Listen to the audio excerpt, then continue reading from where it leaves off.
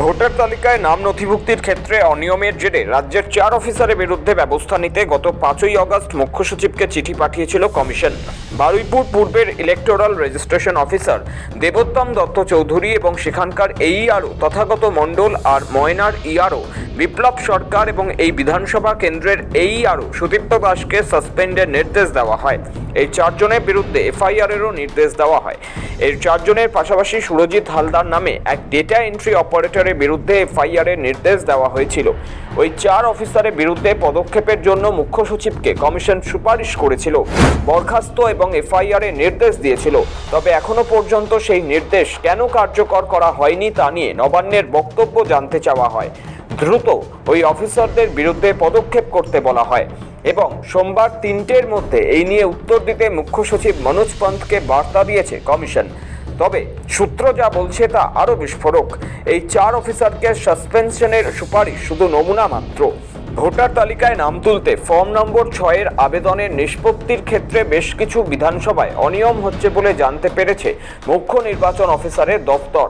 আরও অন্তত 25 জন ইআরও ও সহকারী ইআরওকে চিহ্নিত করে রেখেছে কমিশন। এদের মধ্যে অনেকেই ডব্লিউবিসিএস এক্সিকিউটিভ অফিসার। মুখ্যমন্ত্রী মমতা বন্দ্যোপাধ্যায় লাগাতার বলে চলেছেন নির্বাচন কমিশন যে 4 জন অফিসার ও 1 জন ডেটা এন্ট্রি কর্মীর বিরুদ্ধে সাসপেনশনের নির্দেশ দিয়েছে তা নবান্ন মানবে না। তার কথায় রাজ্যের অফিসারদের কাউকেই সাসপেন্ড করা হবে না।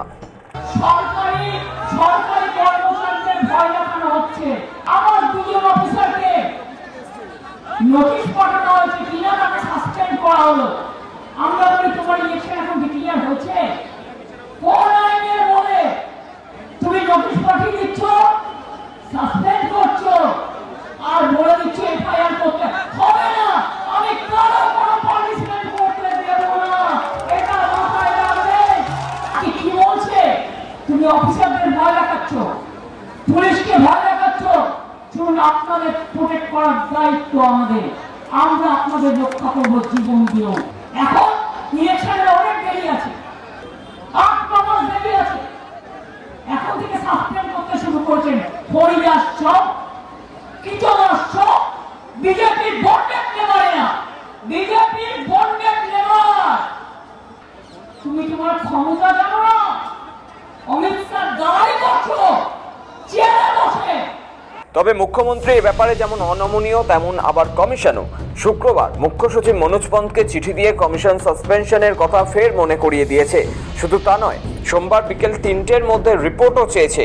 রাজ্যের সিইও দফতরের এক আধিকারিকের কথায় ভোটার তালিকা নিয়ে অনিয়ম করার অভিযোগে যে 4 জনকে সাসপেন্ড করার সুপারিশ করা হয়েছে তাদের আগে সতর্ক করা হয়েছিল।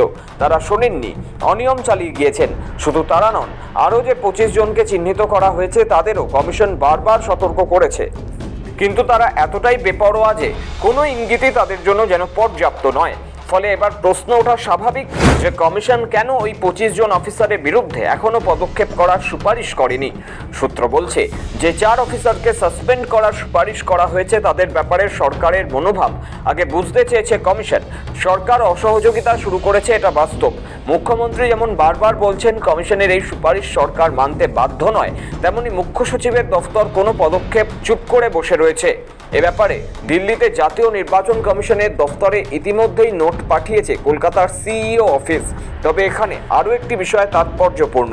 সংবিধান অনুযায়ী কমিশন কোনো অফিসারকে সাসপেন্ড করার সুপারিশ করলে রাজ্য সরকার দ্রুত তা মানতে বাধ্য। 2012 সালে নির্বাচন কমিশনকে এখতিয়ার দেওয়া হয়েছে, কেননা জনপ্রতিনিধিত্ব আইন অনুযায়ী রাজ্য সরকারের যেসব কর্মচারী কমিশনের ডেপুটেশনে কাজ করবেন তারা কমিশনের কর্মী বলেই বিবেচনা করা হয়। সেই সময় কমিশন চাইলে তাদের বিরুদ্ধে ব্যবস্থা নিতেই পারে। আর যেহেতু নির্বাচন কমিশনের কাজটি একটি নির্দিষ্ট সময়ের মধ্যে শেষ করতে হয়, তাই রাজ্য বা কেন্দ্র সরকারকে কোনো টালবাহানার সুযোগ না দিয়ে কমিশনকে ব্যবস্থা নেওয়ার অধিকার দেওয়া হয়েছে। কমিশন চাইলে নিজেই অফিসারদের বিরুদ্ধে এফআইআর দায়ের করতে পারে।